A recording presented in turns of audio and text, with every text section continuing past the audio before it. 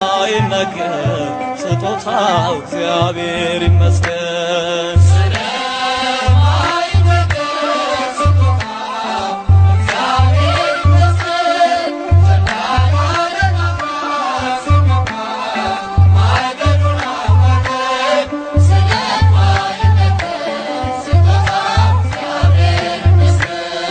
የሕይወት እስትንፋስ ዘራብን ሕያው እንድንሆን ይህን ያደረገ አምላካችን እግዚአብሔር ይመስገን።